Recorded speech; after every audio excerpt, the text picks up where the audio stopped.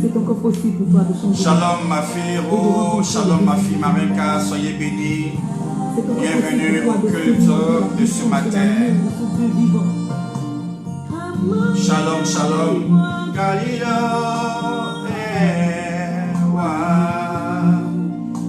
Amaye na yo na Galilée, Amaye na kuka na Galilée, Amaye na kuka na Galileo, Sangile suwa ila na Galileo,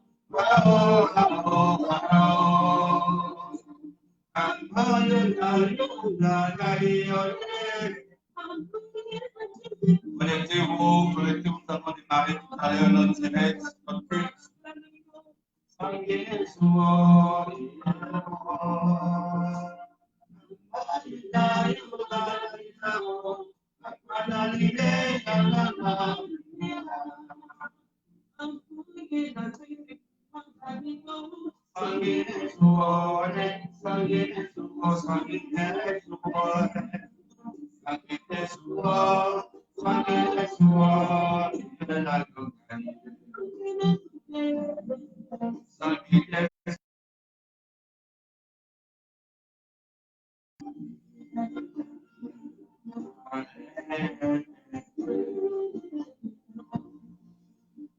Dis-moi comment faire pour suivre le Seigneur. Comment faire pour suivre le Seigneur?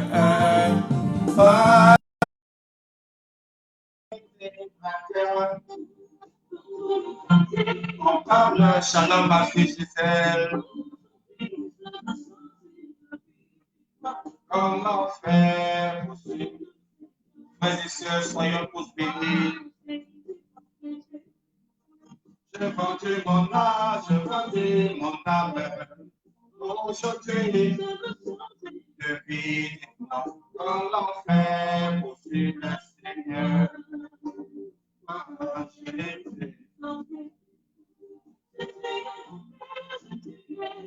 Moment d'adoration pour dire merci Seigneur.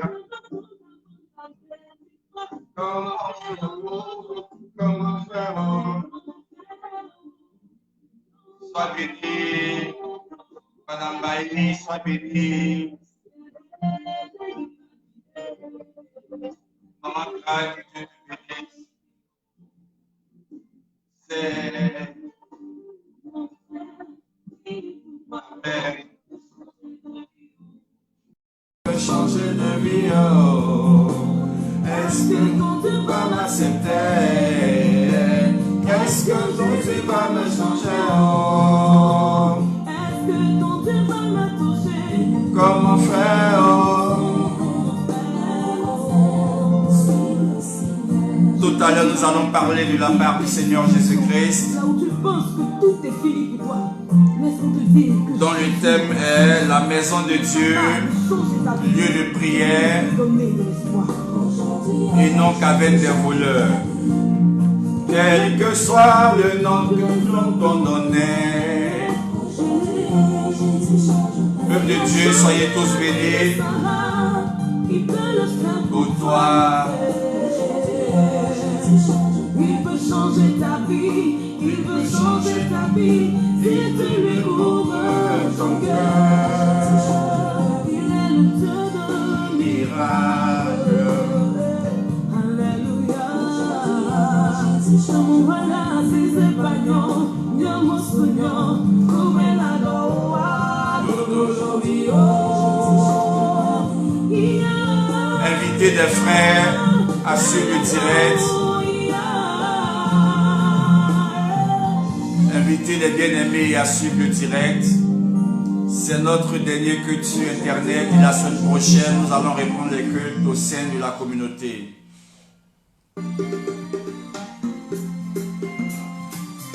Bientôt, nous serons en salle pour célébrer le grand roi la semaine prochaine.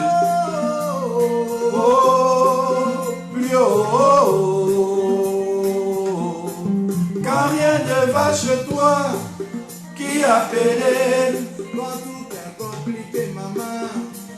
appelé? Quand tout est difficile, dis-moi. Qui a appelé si ton mari t'a mis dehors? Qui a appelé? Ton travail est gâté. Qui a appelé?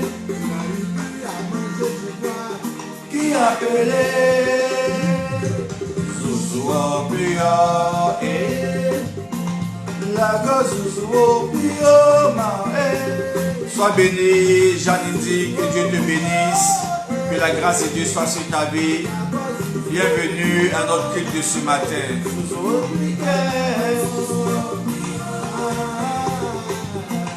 La gosse zouzou au pio, ma.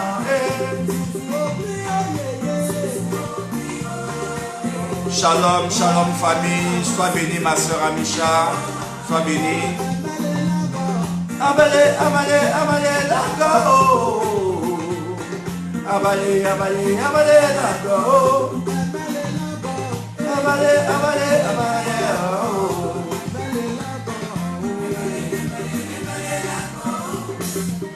Dans ma famille, les gens adoraient le paillet. Mais le paillet là, ça m'a rien apporté. Dans ma famille, c'était adorer le Bouddha. Mais le Bouddha là, ça m'a rien apporté. Dans ma famille, on adorait le combien. mais le combien là, ça m'a rien apporté. C'est l'Esprit de Dieu qui me fait du bien, oh oui. C'est l'Esprit de Dieu qui me fait du bien, oh oui. C'est l'Esprit de Dieu qui me fait du bien, oh oui. C'est l'Esprit de Dieu qui me fait du bien, oh oui. Connectez-vous, nous allons démarrer le culte tout à l'heure. Nous allons parler de la part du Seigneur Jésus-Christ. Parce que chacun d'entre nous a besoin d'entendre la parole de Dieu. Seule la parole libère, seule la parole délivre. Shalom ma fille Pato, que Dieu te bénisse. Bienvenue au culte de ce matin. La semaine prochaine, nous allons reprendre le chemin de l'église par la grâce de Dieu. Il ne m'a jamais laissé, il ne m'a jamais trompé, c'est l'Éternel qui est Dieu qui nous Dans les moments difficiles, dans les moments compliqués. dans les situations difficiles, il est là. Pour me secourir, ton papa peut te laisser, Ta maman peut te laisser, ton papa peut te laisser. Jésus, il est fidèle. Son nom c'est Jehovah Jireh, son nom c'est Jehovah Nissi. Son nom c'est Jehovah Rapha, c'est l'Éternel, le Dieu qui pourvoit. Il me fait du bien, oh, oh, il me fait du bien, oh, oh, oh. Il me fait du bien, il me fait du bien,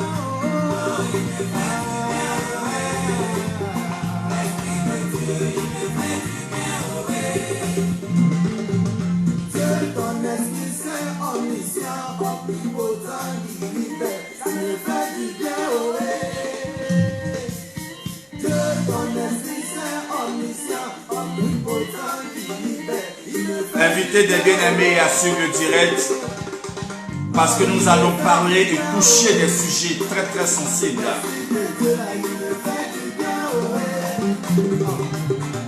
Ah, il me fait du bien, oh oui. Esprit de Dieu là, il me fait du bien, oh oui. Il me fait du bien, oh.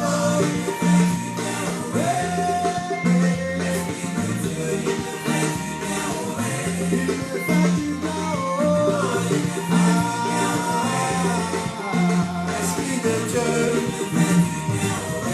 Dans ma famille, tu viens, dans mon foyer, tu viens, dans mon travail, tu viens, dans mon ministère. Fais du bien, je veux pas me Draguer, marabout peut pas me tromper, charlatan peut pas me draguer, c'est Jésus que j'ai choisi, il me fait du bien, oh.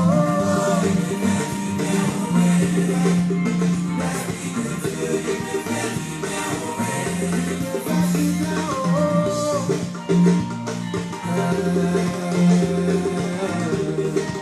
C'est la prédication de l'Église avec Moïse le prédicateur. Pasteur Mohamed Sanogo.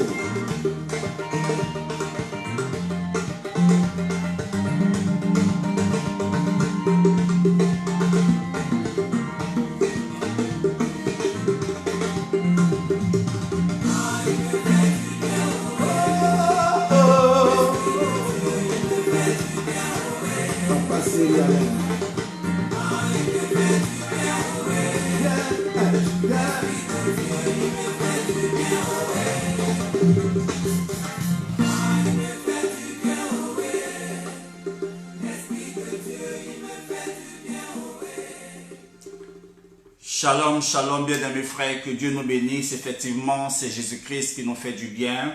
Sans Jésus-Christ, nous ne sommes rien et c'est lui qui bâtit notre vie. Et c'est lui qui bâtit ta vie, c'est lui qui bâtit la vie de tout individu, de chaque être humain.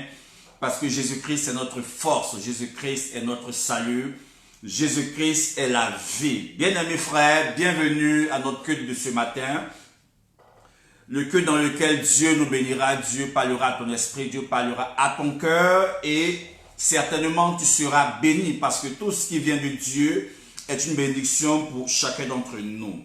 Et aussi, j'ai une bonne nouvelle à annoncer à chaque frère dans la foi, que à partir de la semaine prochaine, nous allons reprendre le chemin de l'église et nous allons nous retrouver en communion fraternelle pour pouvoir célébrer et bénir le nom du Seigneur ensemble. Et les horaires du culte n'ont pas changé. C'est les mêmes horaires à partir de 9 h jusqu'à 12h30. Jésus-Christ est Seigneur et c'est Dieu qui nous fait la grâce de reprendre le chemin de l'église. Que son nom soit béni. Bien-aimés frères, ce matin nous allons développer ensemble un thème. Le thème que nous allons développer est le temple, la maison de Dieu, lieu de prière et non caverne de voleurs. Je reprends, la maison de Dieu, lieu de prière et non caverne de voleurs. Et cela nous amènera à toucher à beaucoup de sujets et certainement aux questions que tu te poses. Parce que en tant qu'enfant de Dieu, nous devons aussi avoir des questions, mais automatiquement recevoir la réponse à nos questions. Parce qu'il est question d'évoluer avec le Seigneur Jésus-Christ, il est question d'avancer avec notre Dieu et non de régresser. C'est ainsi que nous allons aller dans la parole de Dieu sans tarder en Matthieu chapitre 21 verset 10 à 13. Matthieu chapitre 21 verset 10 à 13. Je lis la parole de Dieu. Si tu as ton stylo, tu as ton cahier, tu peux même prendre note parce que cela t'aidera à avancer avec Dieu. Alléluia. Je lis la parole de Dieu. Lorsqu'il entra dans Jérusalem, toute la ville fut émue et l'on disait, « Qui est celui-ci » La foule répondait, « C'est Jésus, le prophète de Nazareth en Galilée. » Jésus entra dans le temple de Dieu, il chassa tous ceux qui vendaient et qui achetaient dans le temple. Il renversa les tables des changeurs et les sièges des vendeurs de pigeons. Et il leur dit, il est écrit, ma maison sera appelée une maison de prière, mais vous en avez fait une caverne de voleurs. Alléluia. Je relis encore la parole de Dieu. Le thème de ce matin est la maison de Dieu, lieu de prière et non caverne de voleurs. Matthieu chapitre 21, verset 10, pour ceux qui viennent de nous prendre en marche. Lorsqu'il entrait dans Jérusalem, toute la ville fut émue, et l'on disait, qui est celui-ci? La foule répondait, c'est Jésus le prophète de Nazareth en Galilée. Jésus entra dans le temple de Dieu, il chassa tous ceux qui vendaient et qui achetaient dans le temple. Il renversa les tables des changeurs et les sièges des vendeurs de pigeons. Il leur dit, il est écrit, ma maison sera appelée une maison de prière, mais vous en avez fait une caverne de voleurs. Bien-aimés frères dans le Seigneur, que le nom du Seigneur soit béni, que notre Dieu bénisse sa parole. Voici une scène que chacun d'entre nous, plus ou moins, a assisté dans sa vie. Voici une chose à laquelle le Seigneur Jésus-Christ, notre Sauveur et Seigneur, est confronté. Mais l'Église d'aujourd'hui doit être capable de se réveiller. Le chrétien que tu es, le chrétien que je suis, nous devons nous réveiller parce que les temps sont mauvais. Les temps sont tellement mauvais que nous avons l'ivraie qui est en train de prendre le dessus sur le blé. Mais gloire soit rendue au Seigneur Jésus-Christ parce que plus l'ivraie se lève, le blé également est en train d'apporter la lumière sur tout ce qui est fausseté, tout ce qui est hérésie, tout ce qui est doctrine venant de démons. Alléluia. Gloire à Dieu. Chaque enfant de Dieu, toute personne qui est convertie, toute personne qui aime le Seigneur, ne doit jamais ignorer que Dieu a parlé de la personnalité du diable en Ézéchiel 28, à partir du verset 11 à 19. Chacun doit comprendre que le diable a aussi sa personnalité. Et la personnalité qu'il a, bien-aimés frères, est une personnalité que sans la puissance de Dieu, nous ne pouvons pas la vaincre. Sans la puissance de Dieu, nous ne pouvons pas la renverser. Parce que le diable était auprès de Dieu en tant que Lucifer, et son erreur a fait qu'il a été précipité sur la terre. Et étant sur la terre, il apporte beaucoup de séduction dans le cœur des uns et des autres, dans le but d'égarer les enfants de Dieu, en d'autres termes, égarer les hommes, les emmener à ne pas adorer Dieu, les emmener à ne pas chercher Dieu et les conduire en enfer. La Bible dit en Ézéchiel chapitre 28, verset 11, « La parole de l'Éternel me fut adressée en ces mots. Fils de l'homme, prononce une complainte sur le roi de Tyr. Tu lui diras, ainsi parle le Seigneur l'Éternel. Tu mettais le sceau à la perfection. Tu étais plein de sagesse, parfait en beauté. » Voyez-vous, la Bible dit que le diable, avant qu'il ne soit diable, il était au service de Dieu en tant que Lucifer. Et de lui, bien-aimés frères, Dieu avait donné cette vocation-là d'apporter un sceau à la perfection. Et la Bible déclare qu'il était plein de sagesse. Mais après sa chute, la sagesse en lui s'est transformée en ruse. Écoutez-moi très bien. Après sa chute, la sagesse en lui s'est transformée en ruse. Et la Bible dit qu'il était parfait en beauté. Donc le diable peut utiliser plusieurs visages. Il peut utiliser plusieurs formes pour pouvoir séduire les hommes. Puisque la Bible même dit que lui-même également, il a certains de ses agents qui transforment en anges de lumière. Mais la lumière qu'il apporte n'est pas la véritable lumière. Donc le diable a une beauté en lui. Pour dire qu'il contrôle également un secteur de la beauté. Mais la beauté qu'il contrôle, c'est dans le but en fait de faire chuter, faire tomber, faire détruire, apporter la mort dans la vie des uns et des autres. C'est une séduction dans le but d'anéantir. La Bible aussi dit qu'il était en Éden. Il était en Éden, le jardin de Dieu. Donc, quand nous lisons la Bible en Genèse, à partir du verset 1, c'est-à-dire Genèse chapitre 1, verset 1, jusqu'à tout le texte de Genèse, il est dit que Dieu, dans toute la construction, dans tout ce qu'il faisait, dans tout ce qu'il apportait, dans toute la création, Dieu a établi, Dieu a créé tout ce qu'il fallait créer, et le Seigneur a établi l'homme à son image et à sa ressemblance dans le jardin d'Éden. Donc comprenez-vous que le diable était d'abord en Éden avant la création de l'homme. Alléluia. Le diable était déjà en Éden, puisque la Bible dit en Ézéchiel 28, verset 13, tu étais en Éden, le jardin de Dieu. Donc le diable, il sait que en étant dans le jardin de Dieu, en étant dans la présence de Dieu, nous avons la faveur de Dieu, nous avons la grâce de Dieu, nous sommes bénis, nous avons tout ce qui est dans le royaume de Dieu. Et comme lui, il a perdu cette opportunité-là, comme lui, il a perdu également cette grâce, qu'est-ce qu'il a fait? Quand il a été précipité sur la terre, il a eu de la haine dans son cœur et dans le but d'emmener l'homme également à perdre le jardin d'Éden comme il a perdu, lui, le diable. Et c'est vrai, il a eu cette haine, mais il a réussi. Pourquoi? Parce que le diable, au lieu d'écouter Dieu, a préféré écouter quelqu'un qui ne connaissait pas. Bien aimé frère, la Bible dit que le diable était, Lucifer était couvert. Ce chérubin-là était couvert de toutes sortes de pièces précieuses, de pierres précieuses.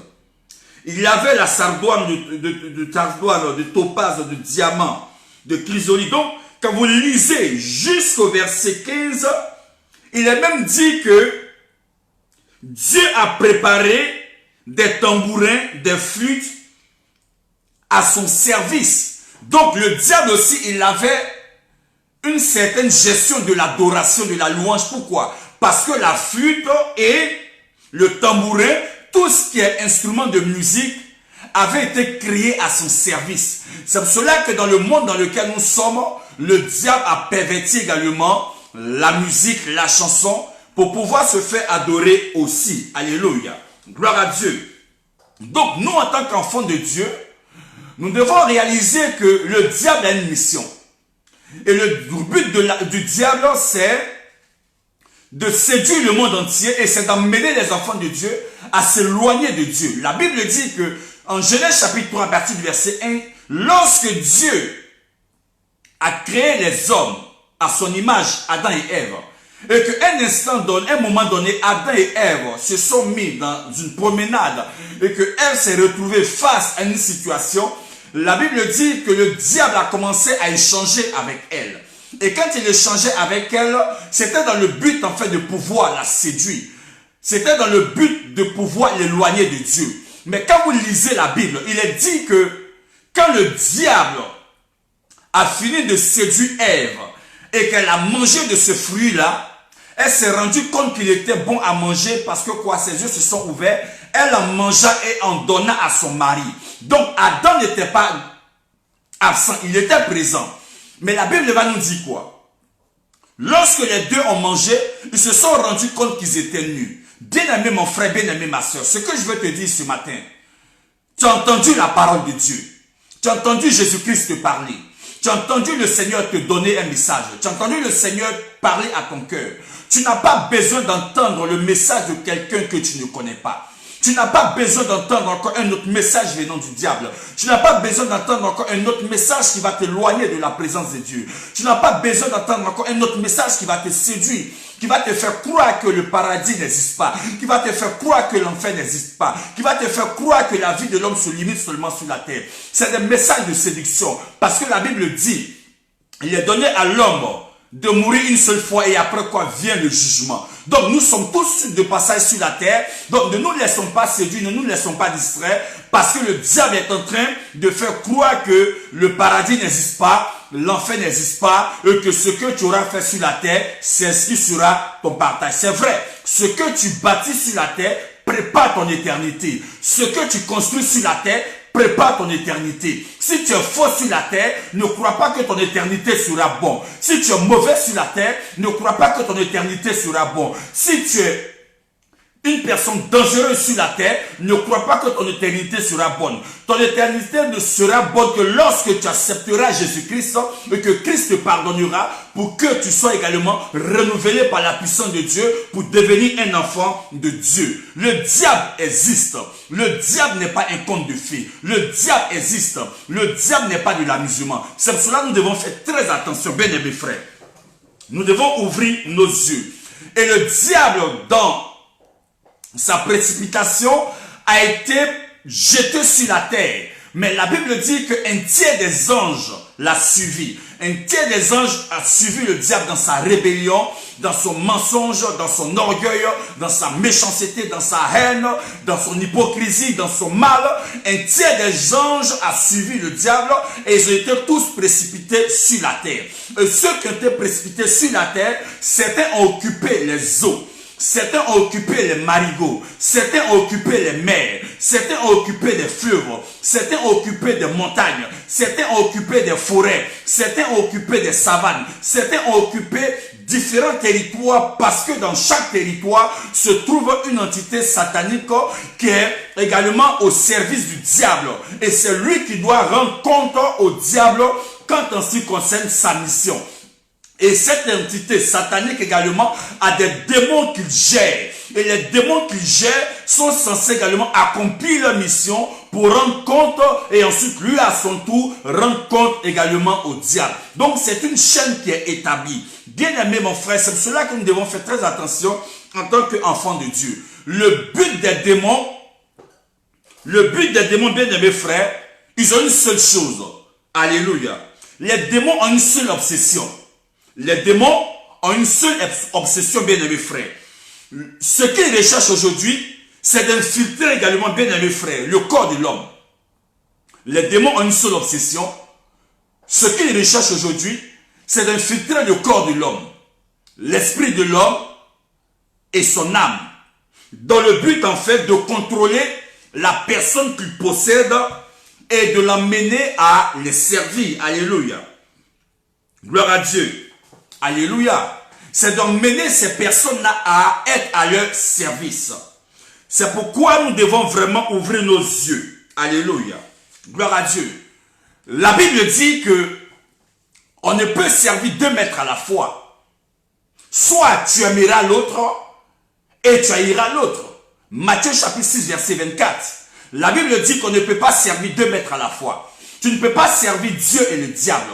Tu ne peux pas servir le diable et Dieu. Soit tu fais un choix dans ta vie, tu choisis Dieu et tu sers Dieu convenablement. Tu choisis le diable et tu le sers comme tu as résolu de le servir. Mais quand tu sers le Seigneur, quand tu choisis le Seigneur, tu le sers convenablement parce que tu te dis dans ta tête et dans ton esprit que ta mission ne s'arrêtera pas sur terre. Même quand tu finiras sur terre, tu seras également dans le royaume des cieux avec notre Père céleste. Alléluia.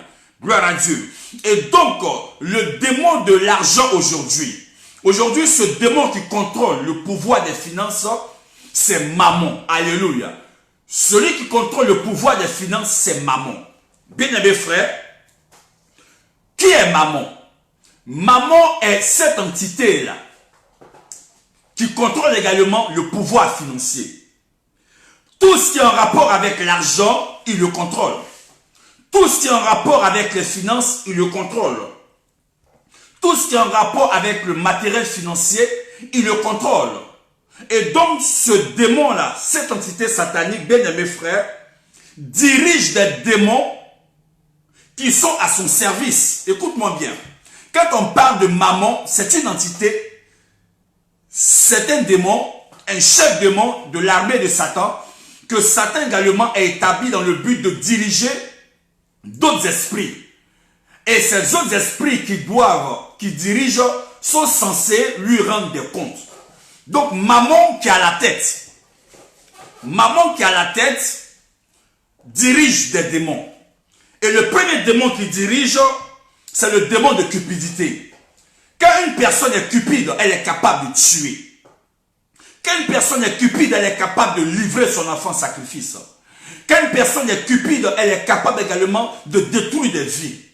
Donc, Mammon a sous sa coupole le démon de cupidité. Mammon a sous sa coupole le démon d'avidité. Le démon d'avidité est aussi un démon, mais qui a l'image d'un personnage.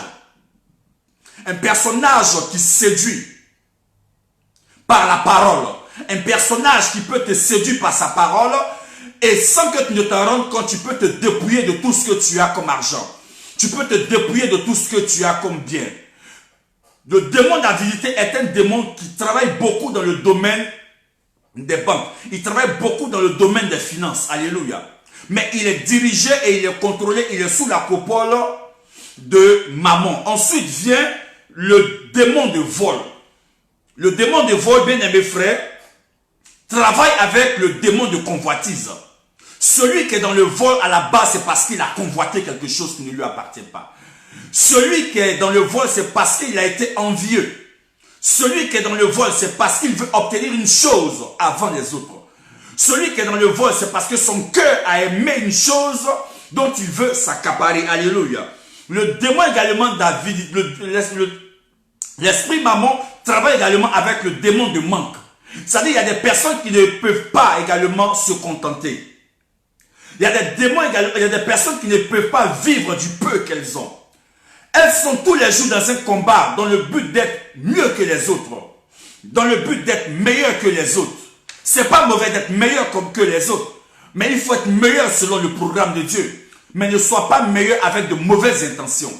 Ne sois pas ce que tu es aujourd'hui avec une mauvaise pensée. Alléluia. Gloire à Dieu. Et le démon également, l'esprit maman, dirige également le démon qui pousse les hommes également qui ont la soif d'entasser. Entasser le matériel, entasser l'argent, entasser le matériel, entasser tout ce qui est visible aux yeux des hommes, mais qui est passager devant Dieu. Alléluia. Gloire à Dieu. C'est pourquoi nous, en tant qu'enfants de Dieu, nous ne devons pas jouer avec notre vie. Nous ne devons pas jouer avec notre vie parce que nous sommes, bien-aimés frères, dans un monde physique, mais qui est contrôlé par un monde spirituel. Et la Bible dit en Hébreux chapitre 11 verset 3 que tout ce qui est visible, bien-aimés frères, tout ce qu'on voit, tout ce que tu vois a été déjà programmé dans le monde spirituel. A été déjà programmé dans le monde spirituel. Et ce que tu vois aujourd'hui n'a pas été une chose faite facilement, non. Spirituellement, ça a été programmé et toi et moi, nous voyons ces choses visiblement. Alléluia. Gloire à Dieu. Alléluia. Gloire à Dieu. Et le but des démons aujourd'hui, frère, c'est d'emmener les hommes à pécher. Le but des démons, c'est d'emmener les hommes à vivre dans l'impurité. Le but des démons, c'est d'emmener les hommes à vivre dans un corps souillé. Le but des démons, c'est d'emmener les hommes à s'éloigner de Dieu. Et comme nous le dit 1 Jean 3, verset 4, que le péché est la violation de la loi. Le péché est la violation de la loi, bien aimés frères. Et donc une personne qui vit dans le péché, qui refuse de se convertir, une personne qui refuse de se donner au Seigneur, bien aimés frères, elle n'a pas besoin de la délivrance. Je le redis encore. Une personne qui refuse d'abandonner l'impudicité, une personne qui refuse d'abandonner le vol, une personne qui refuse d'abandonner l'adultère, une personne qui refuse d'abandonner tout ce qui est mauvais à son âme n'a pas besoin de délivrance. Pourquoi? Parce que si tu pries pour une personne qui refuse de changer, tu fais la délivrance de quelqu'un qui refuse également de laisser l'impudicité, de laisser l'adultère, bien aimé frère, tu es en train de détruire la personne. Emmène la personne à changer de vie. Emmène la personne à changer de mentalité. Emmène la personne à changer de cœur. Emmène la personne à changer d'attitude. Emmène la personne à aimer le Seigneur. Parce que tu ne peux pas prier pour une personne qui est dans l'impudicité et qui refuse de laisser l'impudicité. Tu ne peux pas prier pour quelqu'un qui veut sa délivrance, lui, c'est vrai, mais qui refuse de laisser l'adultère. Tu es en train de détruire la vie de cette personne. Alléluia. Gloire à Dieu. Alléluia. Et bien aimés frères, aujourd'hui là, nous devons emmener les frères et sœurs, les bien-aimés dans le Seigneur, à se détourner du péché. Parce que c'est le péché qui fait qu'une terre peut être maudite. C'est le péché qui peut faire que le ciel peut être fermé dans la vie de quelqu'un. C'est le péché qui peut maudire le sol de quelqu'un. C'est le péché qui ferme les portes à une personne. C'est le péché qui ferme également la porte de la bénédiction à une personne. Si nous, l'Église, nous ne sommes pas capables de dire aux bien-aimés frères dans le Seigneur d'abandonner leur péché et qu'à longueur de journée, on doit leur donner des prophéties alors qu'en réalité, la Bible dit que Dieu, notre Dieu que nous prions, ne bénit pas celui qui est dans le péché. Alléluia. Dieu ne bénit pas celui qui est dans le péché, bien-aimés frères. Dieu ne bénit pas celui qui est dans le péché. Donc on doit être capable de se dire la vérité. On doit être capable de se dire les uns et les autres la vérité. Parce que nous sommes tous de passage sur la terre. Nous sommes tous de passage sur la terre et ça ne sert à rien de se séduire. Alléluia. Gloire à Dieu. Et chaque enfant de Dieu, chaque chrétien que tu es, chaque chrétien que je suis, nous devons comprendre que les démons sont des esprits sans corps. Les démons sont des esprits sans corps. Et ils ont besoin d'un corps dans lequel ils peuvent régner. Les démons sont des esprits sans corps. Ils ont besoin d'un corps physique dans lequel ils peuvent régner. Pour mieux exercer leur mission que le diable les a confiée. Et Satan sait que les chrétiens, beaucoup de chrétiens sont liés au bien. Et le diable sait que les chrétiens aujourd'hui, quand ils vont à l'église, ce n'est pas pour présenter leur cœur à Dieu. Les chrétiens, quand ils vont à l'église, ce n'est pas pour dire à Dieu, Seigneur, je me tape la poitrine parce que je suis un homme pécheur. Ce n'est pas pour dire à Dieu, Seigneur, je me tape la poitrine parce que je suis une personne qui vit dans l'impudicité. Le chrétien, quand il va à l'église, ce n'est pas pour se taper la poitrine pour dire, Seigneur, je suis une femme qui vit dans l'adultère. Je suis un homme qui a 2 femmes en dehors de ma femme. Je suis un homme également qui vit dans le vol. Je suis un homme qui vit dans la masturbation. Je suis une femme qui vit dans le péché, qui vit dans la débauche, qui vit dans l'impureté. Non, le diable, il sait que quand les chrétiens vont à l'église, c'est pour dire à Dieu, Seigneur, donne-moi de l'argent, donne-moi de l'or, donne-moi des voitures, donne-moi le mariage, donne-moi ceci, cela. Alors le diable utilise le matériel pour séduire un maximum de personnes. Alléluia. Le diable sait que l'église aujourd'hui a dévié. Le diable sait que l'église aujourd'hui ne prêche plus le message de la croix. Le diable sait qu'aujourd'hui, beaucoup de chrétiens ne savent même pas qui est Jésus-Christ. Le diable sait qu'aujourd'hui, beaucoup de chrétiens ne savent même pas où est né Jésus-Christ. Le diable aujourd'hui sait que beaucoup de chrétiens ne savent même pas quel est le premier message que Christ a prêché. Beaucoup de chrétiens aujourd'hui ne savent même pas quel est le prix que Christ a payé à la croix. Beaucoup de chrétiens ne savent même pas l'importance du sang de Jésus-Christ. Beaucoup de chrétiens aujourd'hui ne savent même pas le prix que Christ a payé à la croix. Bien-aimés frères, nous devons également chercher le royaume des cieux. Et le diable, sachant toutes ces choses-là, va commencer à séduire les chrétiens par le matériel. Aujourd'hui, quand tu vois quelqu'un qui a le matériel, tout de suite tu dis que je veux être comme lui. Bien-aimés frères, aujourd'hui n'est pas demain, demain n'est pas aujourd'hui. Tu ne seras jamais comme lui, mais tu seras la personne que Dieu a voulu que tu sois. Mais si tu veux être béni, sors du péché, sors du mal, sors du mensonge, sors de l'adultère, sors de la rancune, sors de la jalousie, sors du mépris, sors des insultes et recherche le Seigneur Jésus-Christ. Dis à Dieu, tu es un homme pécheur pour que le Seigneur te change. Alléluia. Gloire à Dieu. Alléluia. On ne doit plus rigoler avec notre vie. Frère, on peut rigoler avec des gens, mais ta vie, tu ne dois pas jouer avec ta vie. Tu peux rigoler avec les membres de ta famille, c'est normal. Mais ta vie, tu ne peux pas jouer avec. Et quand tu es chrétien, bien-aimé frère, tu ne peux pas jouer avec ta vie. Parce que tu étais païen autrefois, tu étais dans les ténèbres. Et le Seigneur t'a fait la grâce de venir à la lumière. Et tu dois comprendre que frère, ta vie est précieuse devant Dieu.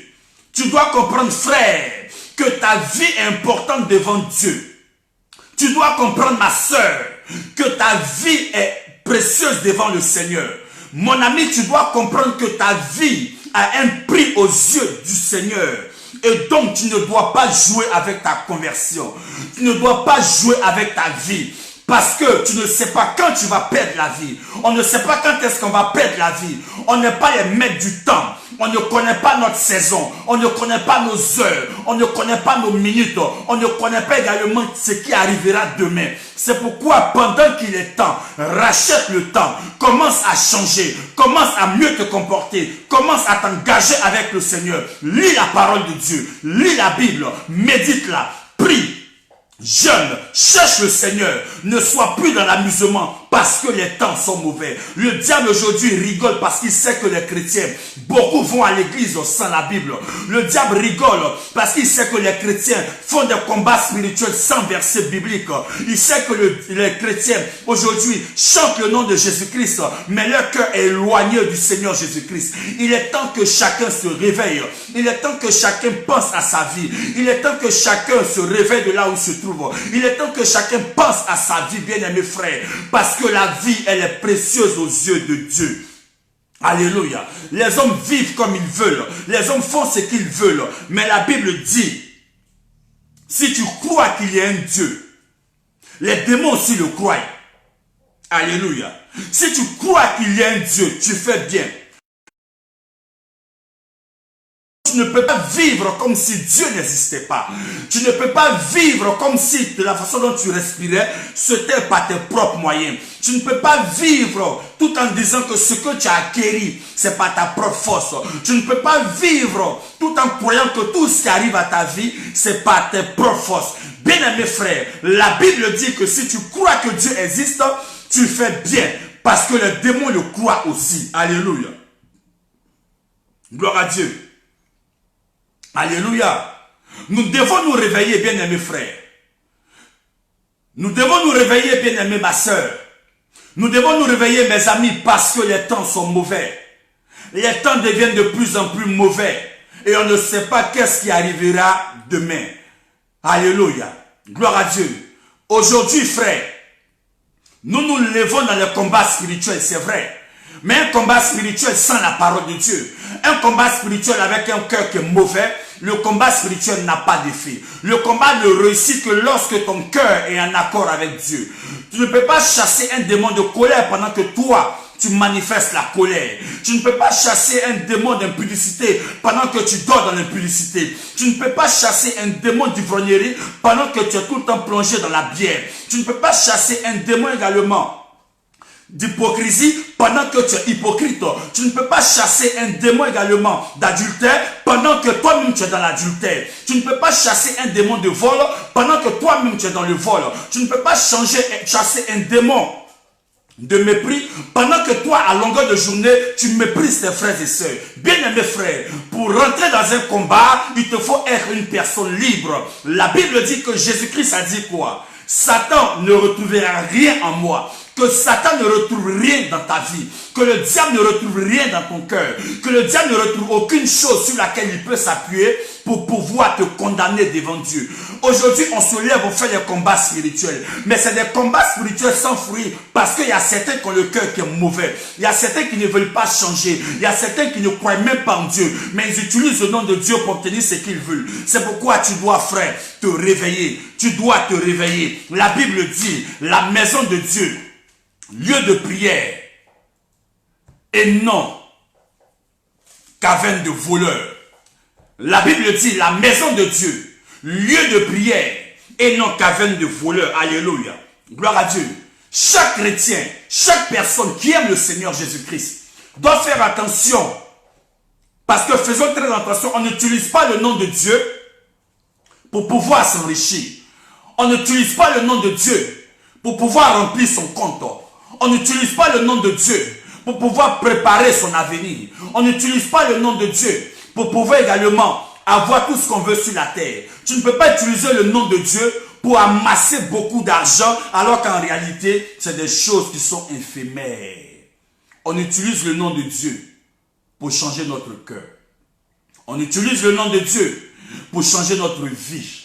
On utilise le nom de Dieu pour changer tout ce qui est mauvais en nous. On utilise le nom de Dieu, pas pour avoir de la richesse, mais on utilise le nom de Dieu pour être une personne que Dieu trouve plaisir à s'investir en elle. Alléluia. Gloire à Dieu. Alléluia. Nous devons changer de comportement. Nous devons changer de cœur. Nous devons changer d'attitude. Parce que l'église d'aujourd'hui, bien aimés frères, les frères et sœurs ne sont pas convertis. Disons-nous la vérité, beaucoup viennent à l'église, ils ne sont pas convertis. Beaucoup vont à l'église pour danser. Beaucoup vont à l'église parce qu'ils aiment la façon de prêcher du pasteur. Beaucoup vont à l'église parce qu'ils aiment voir le pasteur toujours bien habillé. Beaucoup vont à l'église parce qu'ils aiment retrouver leurs amis dans l'église. Beaucoup vont à l'église parce qu'ils aiment aller encaisser leur tontine. Beaucoup vont à l'église parce qu'ils vont encaisser également leur argent de tontine. Parce qu'il a peur que la soeur ou le frère change d'église. Donc il est toujours présent parce qu'il sait que le mois là, c'est lui qui va prendre la tontine. Bien aimés frères, commençons à changer de vie. Parce que la vie, elle est précieuse. On ne peut pas utiliser le nom de Dieu pour pouvoir escroquer des gens. On ne peut pas utiliser le nom de Dieu pour pouvoir arnaquer des gens. On ne peut pas utiliser le nom de Dieu pour pouvoir dépouiller les gens. Bien-aimés frères, la délivrance n'est pas payante. Une délivrance ne peut pas être payante. Une délivrance, tu ne peux pas la payer. Parce que toi-même, tu n'as pas payé un centime à Jésus-Christ pour que tu sois libre. Amen. Une délivrance ne se monnaie pas. Une délivrance n'est pas faite à prix d'argent. Une délivrance ne se fait pas moyennant quelque chose. La Bible dit, vous avez reçu gratuitement, donnez gratuitement. Le mot donner gratuitement, c'est le bon qui est en toi, que tu peux également transmettre à quelqu'un pour qu'il également, lui aussi, il puisse retrouver le bon et la meilleure façon de vivre. Qui nous emploie? C'est Dieu. Et la Bible dit que l'ouvrier mérite son salaire. Et donc, c'est en priant pour les bien-aimés que Dieu certainement touchera le cœur de quelqu'un et la personne te bénira. Mais aujourd'hui, dans nos églises, les délivrances sont payantes. Les prophéties sont payantes. Les révélations sont payantes.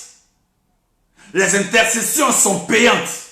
Mais si tout est payant, est-ce que toi-même ta vie, tu l'as payé à Dieu? C'est au prix de sa vie que Christ t'a sauvé. C'est au prix de sa vie que le Seigneur t'a libéré. La Bible dit, Ésaïe 55, verset 1 à 3. Ésaïe 55, verset 1 à 3. Bien-aimés frères, quand une personne elle est bénie, quand une personne est libérée, c'est de façon volontaire qu'elle-même elle peut te bénir. Mais tu ne lui imposes pas un prix pour une délivrance. Aujourd'hui, on a des délivrances qui sont moyennant 400 €. Des délivrances qui sont moyennant 300 €. Des délivrances qu'on peut payer à 150 €. Des prophéties qu'on peut payer à 300 €. Bien-aimés frères, on n'utilise pas le nom de Dieu pour s'enrichir. Ésaïe 55, verset 1 à 3. Ésaïe 55, verset 1 à 3. La Bible dit, vous tous qui avez soif, venez aux eaux, même celui qui n'a pas d'argent. Voyez-vous, la Bible dit, vous tous qui avez soif, venez aux eaux, même celui qui n'a pas d'argent. Bien-aimé ma soeur, bien-aimé mon frère, si tu as soif, viens à Jésus-Christ de Nazareth. Jésus-Christ est l'eau pure. Si tu as besoin de délivrance, viens à Jésus-Christ, il va te libérer. Si tu as besoin d'une délivrance, viens à la parole de Dieu. Et le Seigneur va te révéler l'esprit qui fatigue ta personne. Alléluia. Il dit, même si vous n'avez pas d'argent, venez aux eaux.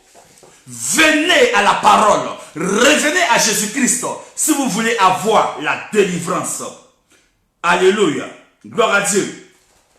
Donc on ne peut pas, bien aimé frère, servir le Seigneur en ayant à l'esprit de vouloir s'enrichir. On ne peut pas servir le Seigneur en ayant en l'esprit qu'on doit préparer l'avenir de nos enfants en escroquant les uns et les autres.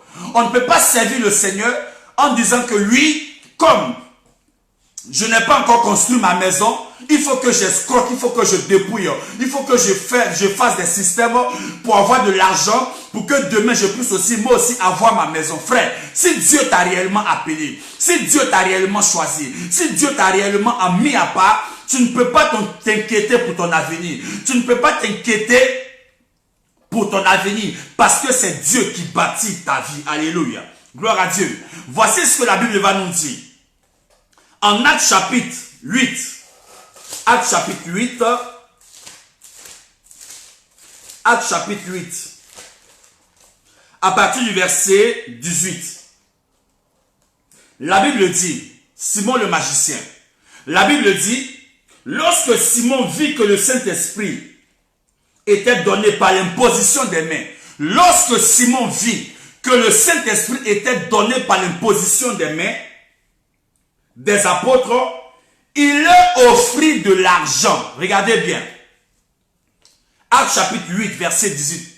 Il dit bien, lorsque Simon le magicien a vu que le Saint-Esprit était donné par l'imposition des mains, il offrit de l'argent aux apôtres. Il présente de l'argent à Pierre. Il présente de l'argent aux serviteurs de Dieu. Il présente de l'argent à ceux-là même qui ont été obéissants, qui ont suivi le Seigneur Jésus-Christ. Simon le magicien leur propose de l'argent en disant, accordez-moi aussi ce pouvoir, afin que celui à qui j'imposerai les mains reçoive le Saint-Esprit. Bien-aimés frères, il y a des pouvoirs qui ne sont pas de Dieu. Il y a des onctions qui ne sont pas de Dieu. Il y a des onctions qui ne viennent pas de Dieu. Oui, il y a des onctions qu'on peut acheter. Et lorsque tu achèteras ces onctions-là, tu imposeras les mains à certaines personnes. Ils ne recevront pas le Saint-Esprit, mais recevront un autre esprit à la place de l'Esprit de Dieu. Le don de Dieu ne s'achète pas. La faveur de Dieu ne s'achète pas. La grâce de Dieu ne s'achète pas. L'onction de Dieu ne s'achète pas. La bénédiction de Dieu ne s'achète pas. Simon le magicien a dit aux apôtres, donnez-moi le Saint-Esprit. Mais qu'est-ce qu'il a fait? Il leur a proposé de l'argent. Il a proposé de l'argent aux apôtres, croyant que la faveur de Dieu s'achète, croyant que Dieu s'achète, croyant que le Saint-Esprit s'achète. Bien-aimés frères, le Saint-Esprit ne s'achète pas. Le Saint-Esprit ne se vend pas. Le Saint-Esprit n'est pas au marché. Le Saint-Esprit n'est pas sur la table du marché. Le Saint-Esprit n'est pas également dans des magasins de supermarchés. Non. La Bible dit en Actes chapitre 1 à partir du verset 8, lorsque Jésus-Christ parle aux apôtres, il leur dit ceci: je vais au Père, je vais au Père, je vais au Père, je vais au Père, et le Saint-Esprit survenant sur vous, vous serez mes témoins. Quand tu n'as pas le Saint-Esprit, tu ne peux pas parler de Jésus-Christ. Quand tu n'as pas le Saint-Esprit, tu seras dans la margouille. Quand tu n'as pas le Saint-Esprit, tu seras dans le vol. Quand tu n'auras pas le Saint-Esprit, tu seras dans l'escroquerie. Quand tu n'as pas le Saint-Esprit, tu seras dans le mensonge. Mais quand tu as le Saint-Esprit, tu es témoin de Jésus-Christ. Partout où tu passes, tu parles de Jésus-Christ. Tu emmènes les bien-aimés à sortir du péché, à sortir du mal. Tous ceux qui ont reçu le Saint-Esprit, ils sont témoins de Christ. Ils parlent du Seigneur. Le Saint-Esprit, on le reçoit dans la prière. Le Saint-Esprit, on le reçoit dans une communion avec Dieu. Le Saint-Esprit, on le reçoit avec un cœur vrai. Le Saint-Esprit, on le reçoit dans l'adoration. Le Saint-Esprit, on le reçoit également dans la recherche de Dieu. Il dit, vous recevrez le Saint-Esprit. Pourquoi est-ce qu'on reçoit le Saint-Esprit et on a du mal à parler du péché? Tu as reçu le Saint-Esprit, mais tu as du mal à parler de Jésus-Christ. Tu as reçu le Saint-Esprit, mais tu as du mal à parler de l'adultère. Tu as reçu le Saint-Esprit et tu as du mal à parler de la débauche. Si réellement tu as reçu le Saint-Esprit, tu seras témoin de Christ. Parce que la Bible dit, le premier message de Jésus-Christ, c'était le message de la repentance. Repentez-vous car le royaume des cieux est proche. Si tu as reçu le Saint-Esprit, la repentance sera ton message. Si tu as reçu le Saint-Esprit, le message du ciel sera ton message. Si tu as reçu le Saint-Esprit, tu vas présenter Jésus-Christ et non ta personne. Si tu as reçu le Saint-Esprit, tu vas présenter la parole de vérité, la parole qui libère, la parole qui transforme, la parole qui guérit, la parole qui apporte la délivrance. La Bible dit en Jean chapitre 17 verset 17, sanctifie-les par ta vérité. Quand tu as le Saint-Esprit, tu libères la vérité. Quand tu as le Saint-Esprit, tu libères la parole de vérité. On ne peut pas jouer avec le Saint-Esprit. Le Saint-Esprit ne se vend pas. Le Saint-Esprit ne s'achète pas. Et donc toi, le pasteur, toi, ce faux pasteur-là, qui utilise le nom de Dieu pour escroquer, tu rendras compte à Dieu. Parce que la Bible dit, chacun rendra compte à Dieu pour toute parole qu'il aura proférée et pour tous ses actes. Et toi, la sœur en Christ, qui achète des miracles, toi, le frère en Christ, qui paye les faveurs de Dieu, tu vas rendre compte à Dieu parce que tu es complice de ce pasteur-là. Vous êtes tous deux faux. Vous êtes dans la fausseté. Vous êtes dans le mensonge. Vous utilisez le nom de Dieu pour pouvoir vous enrichir. Vous pensez que le miracle s'achète. Le miracle ne s'achète pas. Vous pensez que la grâce s'achète. La grâce ne s'achète pas. Vous pensez que le mariage s'achète. Le mariage ne s'achète pas. Vous pensez que l'élévation s'achète. L'élévation ne s'achète pas. Il dit, sanctifie-les par ta parole. Mon frère, ma soeur, il est temps qu'on se réveille. Il est temps que le chrétien se réveille. Parce qu'il est bon de dire oui. Telle personne m'a escroqué, tel pasteur m'a escroqué, mais c'est parce qu'il a vu en toi une personne ignorante qui ne lit pas la Bible, mais qui a l'habitude de fréquenter les marabouts. Alléluia. Alléluia. L'apôtre Pierre lui dit, péris avec toi et ton argent. L'apôtre Pierre lui a dit, quand tu lui as proposé de l'argent, Pierre lui a dit, que ton argent périsse avec toi. Frère, votre or et votre argent se lèvera en jugement contre vous. Parce qu'il y a des mères de famille qui pleurent.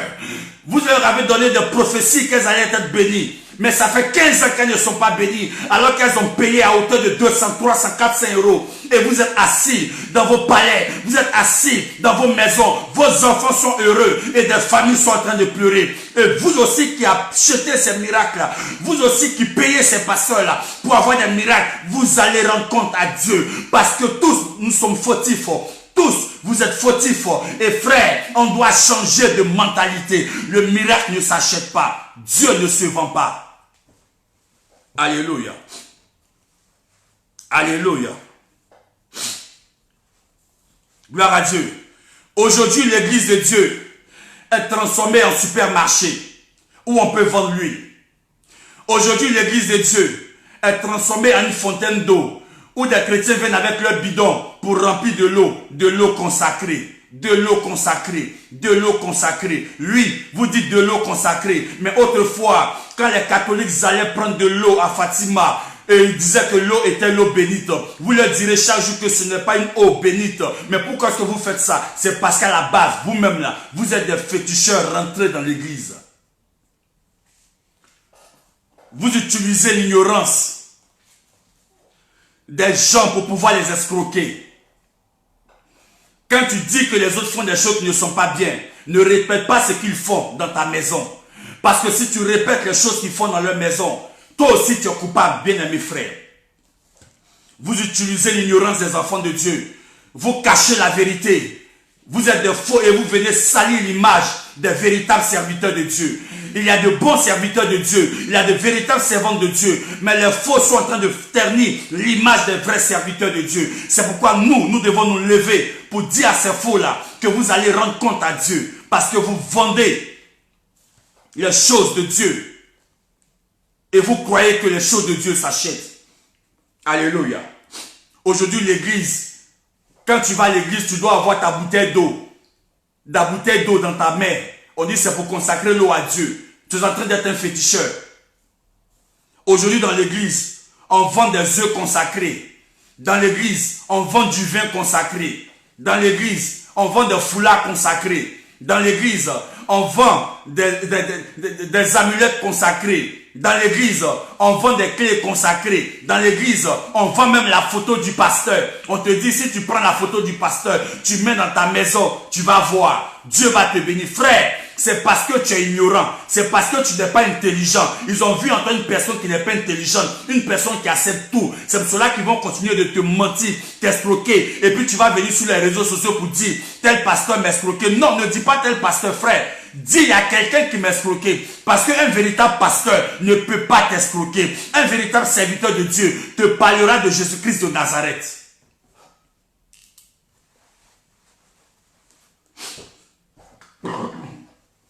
Alléluia. Alléluia. Il y a encore des bons serviteurs de Dieu. Il y a encore un reste que Dieu a mis qui ne sont pas dans des compromis. Donc, bien aimé ma soeur, commence à te réveiller. Parce qu'ils savent que tu es ignorant. Tu aimes tellement la facilité. Tu ne veux pas payer le prix. C'est pour cela que tu tombes sur des personnes qui sont des escrocs. C'est parce que tu ne veux pas payer le prix que tu tombes sur des personnes qui peuvent t'arnaquer, qui te vendent des choses qui ne sont pas vendables. La Bible dit que lorsque Jésus-Christ a rencontré le paralytique depuis 38 ans, qu'est-ce qu'il lui a dit? Il lui a dit, veux-tu être guéri?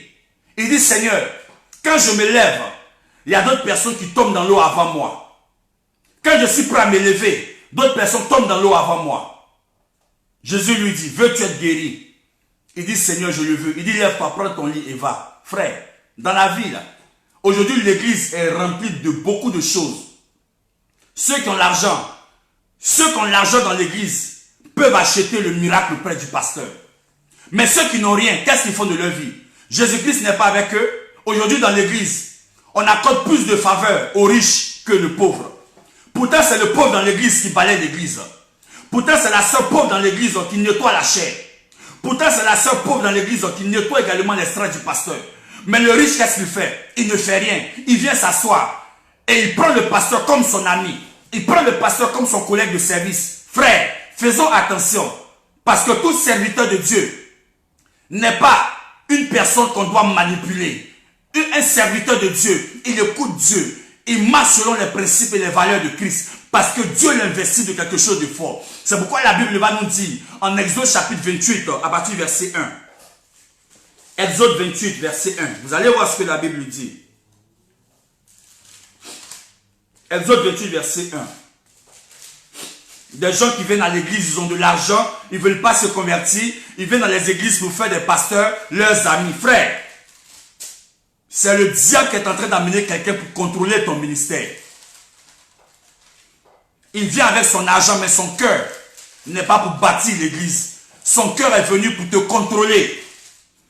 Son cœur est venu pour te manipuler. Aujourd'hui dans l'église, on se pose la question. Ceux qui sont riches n'ont pas le droit d'avoir des rendez-vous pour rencontrer le pasteur. Mais c'est toujours le pauvre qui doit prendre des rendez-vous. Des rendez-vous sur 6 mois, des rendez-vous sur 1 mois, des rendez-vous sur 1 an. Parce qu'il est pauvre, parce qu'il n'a rien.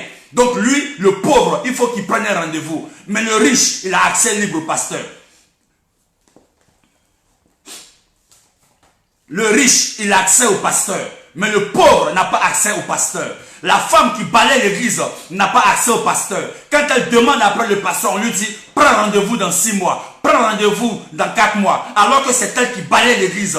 C'est elle qui nettoie la chair. C'est elle qui range les instruments. C'est elle qui ouvre l'église. Mais elle doit, bien aimé frère, attendre dans 6 mois pour prendre un rendez-vous. Mais le riche, quand il rentre, il n'a pas besoin de rendez-vous. Parce que c'est lui qui doit payer telle ou telle chose dans l'église. Et cela amène un esprit de contrôle dans l'église. C'est-à-dire que le riche contrôle le pasteur. Ce n'est plus Dieu qui le contrôle. Ce n'est plus Dieu qui gère sa vie. Mais c'est le riche. Et c'est un esprit de contrôle de sorcellerie qui est rentré dans l'église aujourd'hui. Les pauvres sont assis à part et les riches sont assis à part. On réserve des chaises pour les riches devant et les pauvres s'asseyent derrière. Et dans l'église, toutes ces choses-là existent. C'est pourquoi, frère, une église qui craint Dieu, une église qui cherche le Seigneur, doit éviter ces genres de choses. On est tous pareils dans la maison de Dieu. On est tous pareils dans la maison de Dieu. Dans la maison de Dieu, il n'y a pas de riches, il n'y a pas de pauvres. On est tous des enfants de Dieu. On est tous malades. On souffre tous et on a besoin tous de la grâce de Dieu. Alléluia. Gloire à Dieu. Exode 28, verset. Exode 28, verset 2. 1 à 2. La Bible dit, fais approcher de toi Aaron, ton frère et ses fils, et prends-les parmi les enfants d'Israël pour les consacrer à mon service. Voyez-vous, ici c'est Dieu qui dit, prends les fils d'Aaron, prends-les parmi les enfants d'Israël pour les consacrer à mon service. Ce n'est pas au service d'un homme, mais c'est au service de Dieu. Quand Dieu te choisit, quand Dieu t'appelle, quand Dieu t'établit, c'est pour d'abord servir Dieu. C'est pour d'abord servir Dieu. Frère, pour qu'il soit à mon service, c'est pour d'abord servir Dieu. Tu feras à Aaron, ton frère, des vêtements sacrés pour marquer sa dignité, pour lui servir de parure. Alléluia. La Bible dit, tu feras pour Aaron, ton frère, des vêtements sacrés, des vêtements dignes. Aujourd'hui, frère, quand tu es pasteur, tu as un ministère qui est digne. Parce que tout ce qui est consacré par Dieu témoigne de respect. Tout ce qui est consacré par Dieu est honorable. Tout ce qui est consacré par Dieu est aimable. Tout ce qui est consacré par Dieu est considéré, mon frère, ma soeur. C'est pourquoi on ne doit pas jouer avec notre appel. On ne doit pas jouer avec le ministère que Dieu nous a donné. Frère, nous avons débuté quelque part, mais Dieu nous a appelés. Donc dans notre ministère, on a été appelé par Dieu. Dans notre ministère,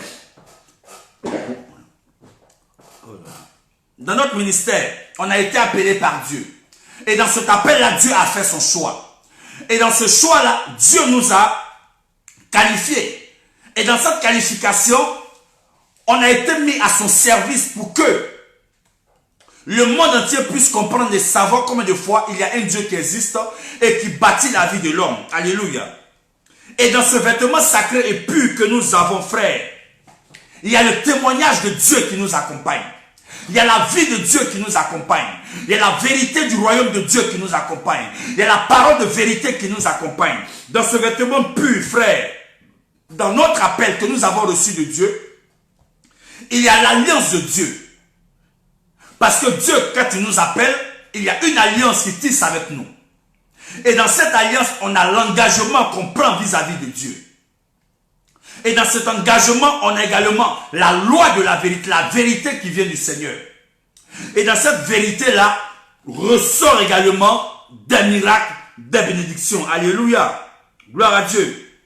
On ne peut pas jouer avec notre appel à cause de l'argent. Même si l'argent est utile pour certaines choses sur la terre, mais il faut les avoir de façon honnête, pas dans la magouille, pas dans le vol, pas dans la marmaille, pas dans l'escroquerie. Tout ce que tu dois acquérir en tant que serviteur de Dieu doit être acquéri dans l'honnêteté, dans le vrai. Alléluia. Gloire à Dieu. Aujourd'hui, beaucoup de personnes se lèvent, ils insultent les pasteurs. Beaucoup de personnes se lèvent, ils insultent les serviteurs de Dieu. Même des personnes même qui n'ont pas la communion même avec le Seigneur se lèvent, ils disent des méchancetés sur les pasteurs. Oui, vous parlez des pasteurs, mais il y a aussi des personnes fausses au milieu des pasteurs. Oui, au milieu des pasteurs, il y a aussi des vrais. Lui, au milieu des pasteurs, même s'il y a deux vrais, ces personnes-là n'ont pas fléchi les genoux devant Baal. Il y a beaucoup plus de faux aujourd'hui qui sont en train de ternir l'image de l'église. C'est pourquoi nous aussi, en tant qu'enfants de Dieu, on doit se lever dans la vérité. On doit se lever dans la prière. On doit avoir notre Bible pour ne pas se laisser anarquer. Alléluia. Quand vous êtes en face de faux, quand des chrétiens sont en face de faux pasteurs et qu'on les escroque, ils mettent tout le monde dans le lot. Frère, ma soeur, tout le monde n'est pas dans le lot. Seulement, c'est pas ton ignorance. C'est pas vouloir devenir plus béni plus que les autres que le diable t'oriente sur un faux. Et quand le diable t'oriente sur un faux, le faux te manipule. Alléluia. Gloire à Dieu. Alléluia. Dieu nous a donné à nous tous une intelligence. Dieu nous a donné à nous tous une sagesse. Dieu nous a donné à nous tous une connaissance. Frère, il y a certaines choses même là. Il y a certaines choses, quand tu te retrouves en face d'une personne qui te dit qu'elle sait Dieu, et qu'elle te dit par exemple, va acheter une bouteille de lait. Achète une bouteille de lait, je vais consacrer cette bouteille et tu vas te laver avec. Mais ma soeur, mon frère,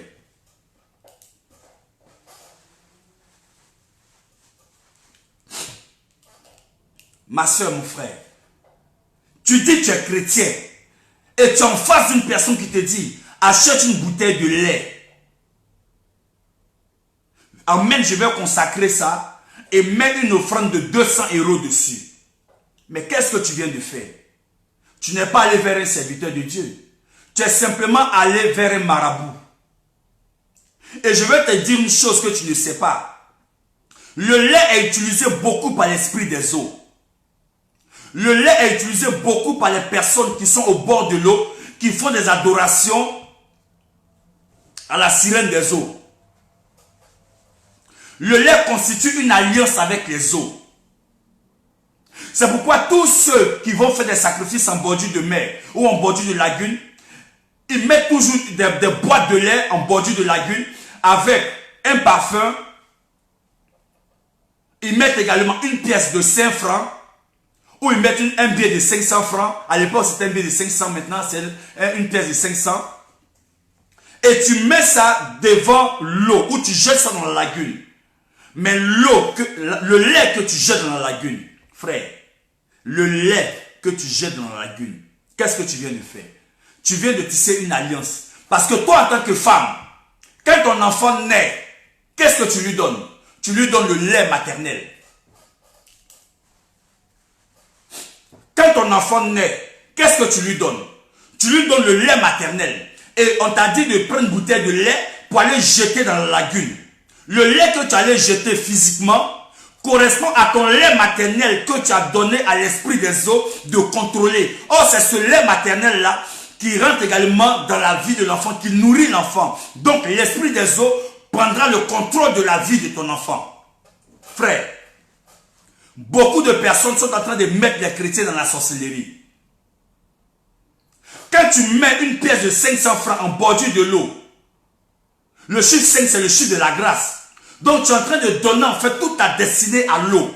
Donc, ta vie dépendra de cette eau, là où tu allais jeter la bouteille de lait et le billet de 500 francs. C'est pourquoi, ayons de l'intelligence. On ne fait pas les choses parce qu'il faut faire. Une chose qu'on te dit de faire, si ça n'a rien à voir avec la parole de Dieu, tu dois te poser des questions. Et en plus, on ne peut pas te dire de faire une chose monnayant de l'argent. On te dira, achète une bouteille de vin. On va consacrer, prier là-dessus pour te laver avec. Frère. Toi-même tu dis tu es chrétien. Toi-même tu dis tu vas à l'église. Et puis on te dit ces genres de choses-là. C'est parce qu'ils savent qu'ils sont en face des ignorants. Ma soeur, mon frère, ce que tu dois comprendre, l'œuvre de Dieu, là, on ne joue pas avec. Pour réussir avec le Seigneur, pour avoir la paix, pour être stable, on a tous besoin d'un combat. Mais ce combat qui se fasse dans les normes, selon la parole de Dieu. La maison de Dieu, lieu de prière et non caverne de voleurs. La Bible dit, quand Jésus-Christ est arrivé dans le temple, vous allez voir ce que la Bible dit. Lorsque Jésus est arrivé à Jérusalem, qu'est-ce qu'il a fait? Il est rentré dans le temple. Mais avant qu'il ne rentre dans le temple, ils ont posé la question de savoir qui est cet homme-là. Qui est cet homme? On dit c'est Jésus. Un moment de ta vie, quand des gens se posent des questions sur ton ministère, quand des gens se posent des questions sur toi-même, il faut avoir une seule réponse. Cet homme de Dieu a Jésus-Christ en lui. Les gens ont dit, qui est cet homme? La population disait, qui est cet homme? Ils disent, c'est Jésus. Quand des personnes veulent connaître ton identité, il faut qu'ils arrivent à voir la première identité qui te personnalise, Jésus-Christ. Il faut que la personne voie Jésus-Christ en lui, en toi. Et la Bible dit que Jésus est rentré dans le temple. Quand il est rentré dans le temple, frère, Jésus a été choqué. Jésus a été choqué. Quand il est rentré dans le temple, il a été outré. Il a été scandalisé. Jésus rentre dans sa maison. Jésus rentre dans sa maison. Jésus rentre dans l'église, dans le temple. Et puis il est choqué par ce qui se fait. Il est outré par ce qui se fait. Il est scandalisé par ce qui se fait. Frère, le grand Jésus, lui-même, il est choqué de voir ce qui se passe dans sa maison. Le grand Jésus, Dieu lui-même est choqué par ce qui se fait dans son temple. Frère, l'église, c'est toi. L'église, c'est moi. Le temple, c'est le lieu public consacré à une divinité. Donc, notre temple est le lieu où nous allons adorer Dieu. Notre temple est le lieu où nous allons célébrer Dieu. Notre temple est le lieu où nous allons chercher Dieu.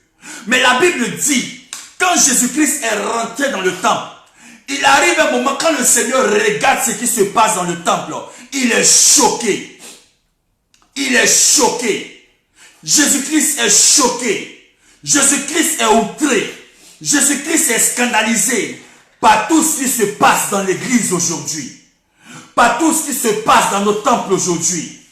Et bien aimés frères, ça fait peur. La maison de Dieu aujourd'hui fait peur. Alors qu'on ne devait pas avoir peur. La maison de Dieu aujourd'hui fait peur. Alors qu'on ne devait pas avoir peur.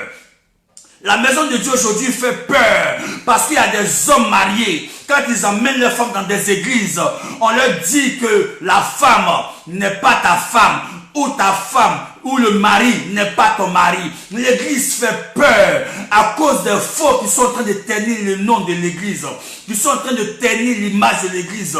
Des faux emmènent la peur dans l'église, mais le Seigneur va restaurer l'église, le Seigneur va nettoyer l'église, le Seigneur va libérer l'église, le Seigneur va créer la séparation entre l'ivraie et le bien. Frère, l'église aujourd'hui est malade. La maison de Dieu, lieu de prière, est devenue une caverne de voleurs. On te dit, si tu viens à l'église, tu seras riche.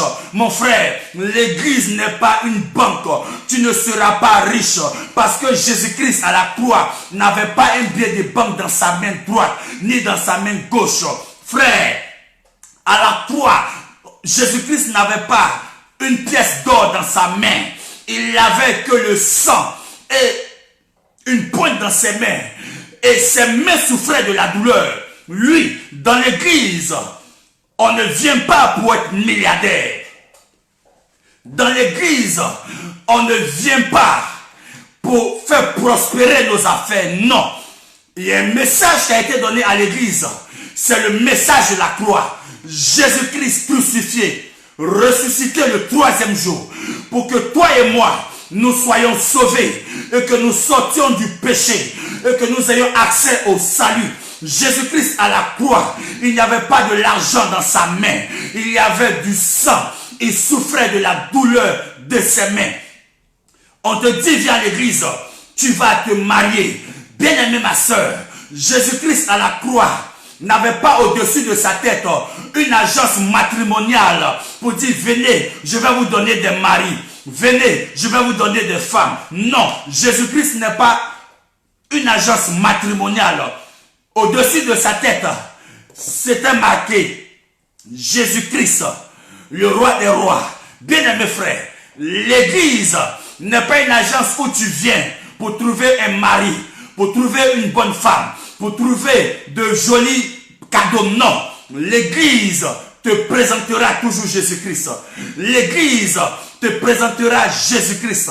L'église te présentera la croix. Bien-aimée ma soeur, on te dit, viens à l'église, toutes tes affaires vont marcher. L'église n'est pas une agence commerciale où tu auras des commerciaux qui vont te dire ce que tu dois faire. Non, l'église te présentera toujours la croix. Oui, c'est la croix que Jésus-Christ te présentera. Car à la croix, il a dit, tout est accompli. Tout est accompli pour que toi tu sois sauvé. Tout est accompli pour que toi tu sois restauré. Tout est accompli pour que toi ton âme soit visitée. Tout est accompli pour que tu reçoives le Saint-Esprit. Nous devons nous réveiller, frères. L'église fait peur. Beaucoup de femmes ont vu le mari être pris dans l'église pour donner à des frères, à des sœurs, pardon. Beaucoup de frères ont vu également les femmes être données à des frères. Et l'église est en train de chaque jour se dégrader. Mais on peut encore se relever. On peut encore se lever, mon frère, ma soeur.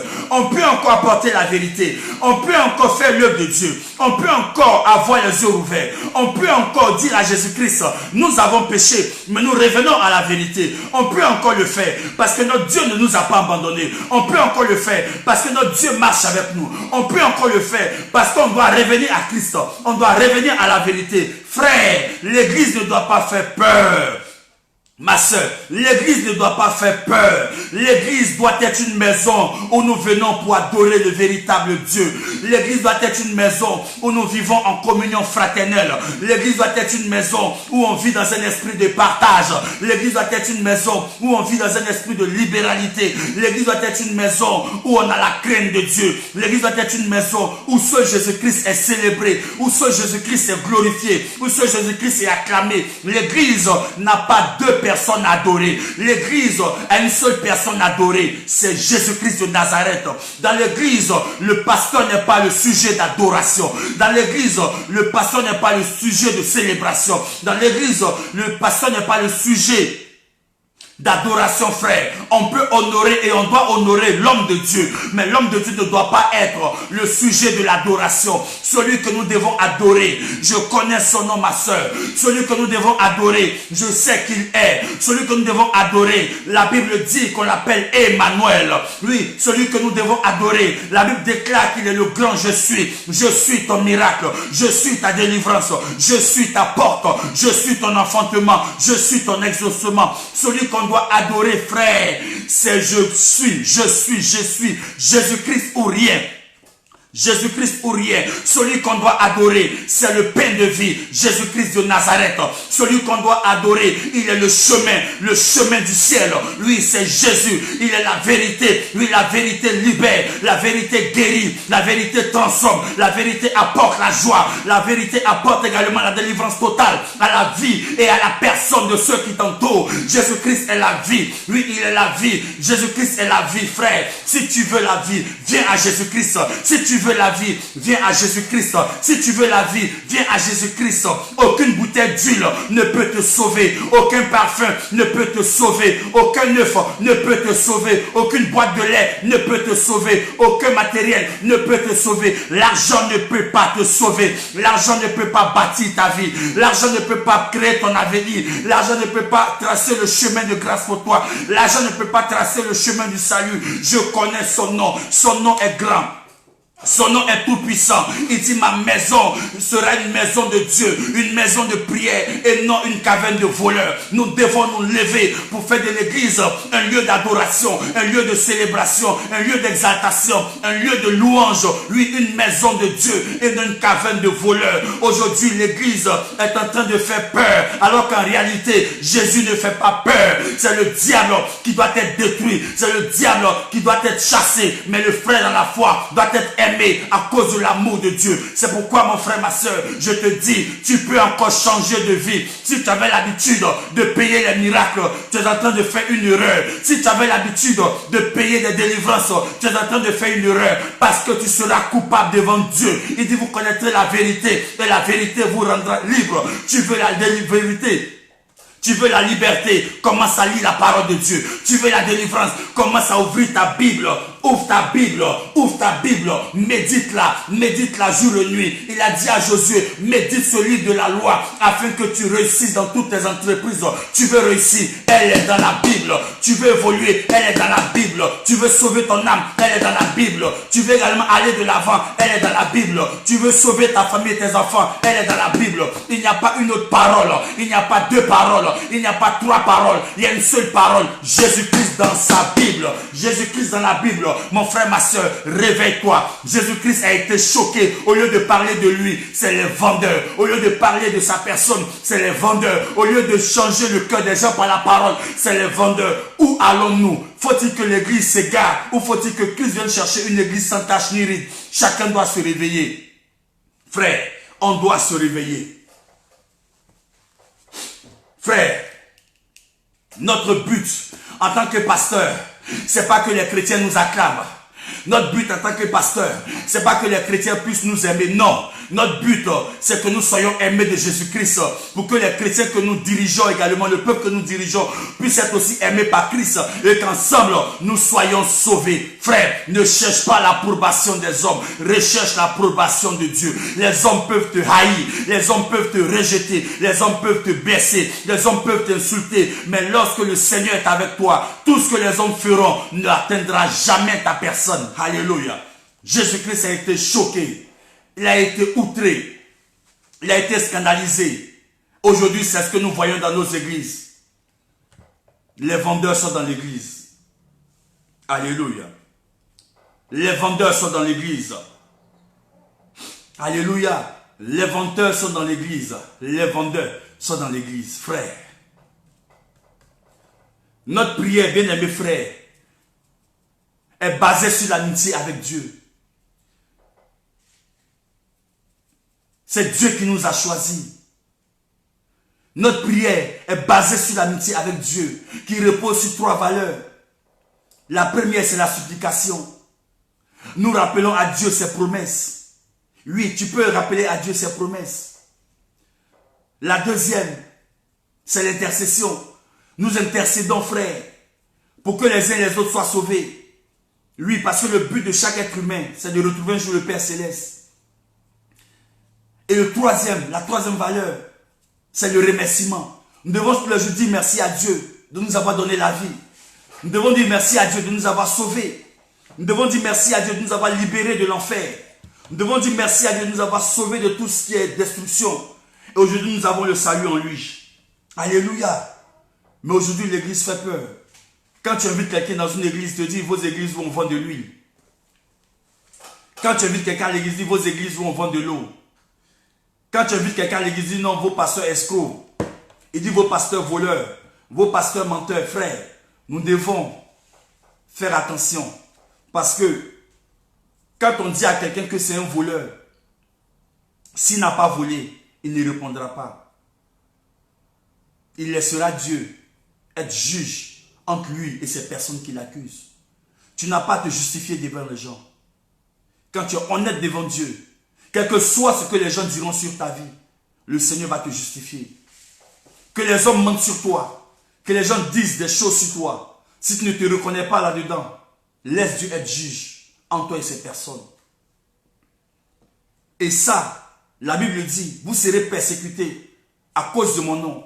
Mais aujourd'hui, s'il y a certaines personnes qu'on insulte, ou s'il y a certaines personnes qu'on traite de tous les noms, c'est que ces personnes-là se retrouvent dans des choses qui ne glorifient pas Dieu. Ce n'est pas une persécution, c'est parce qu'elles se sont retrouvées dans des choses où elles ne devaient pas mettre les pieds.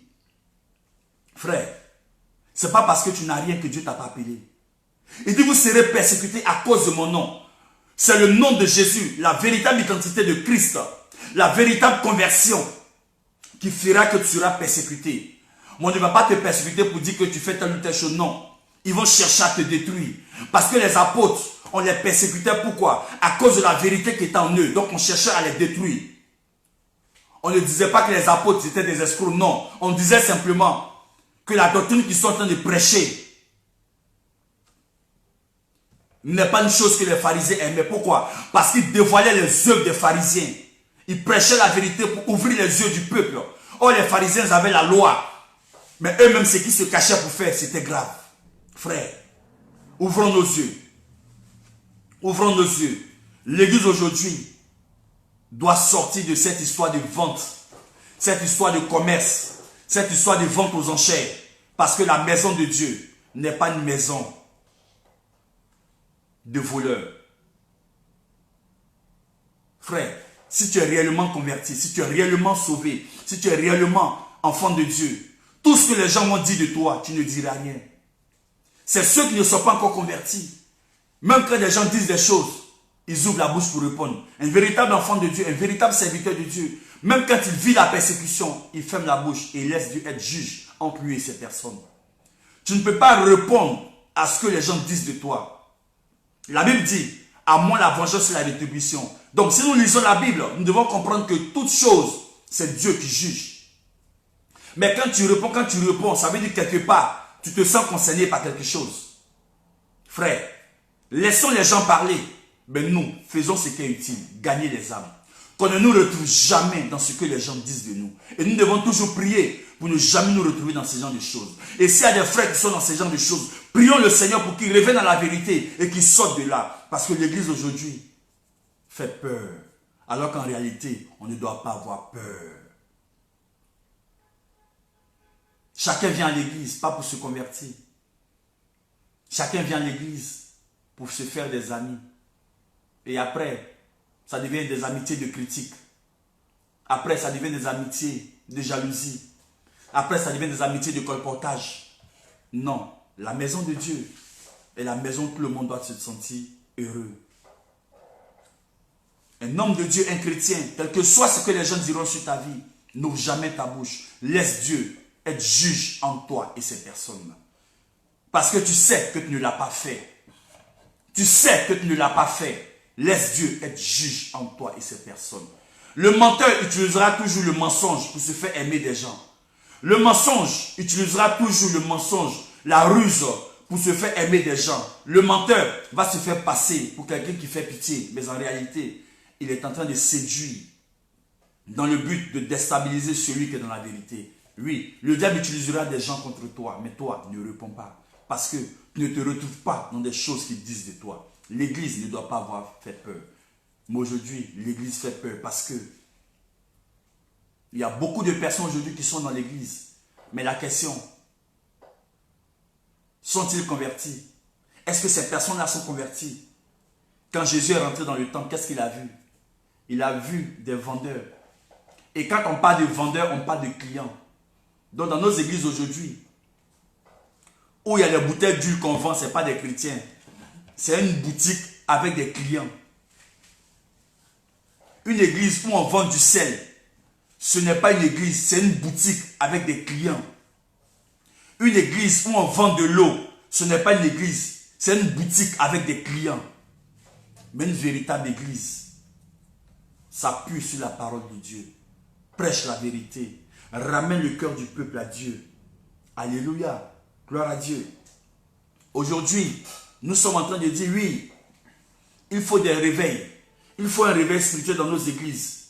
C'est bien de dire qu'il faut un réveil spirituel dans nos églises.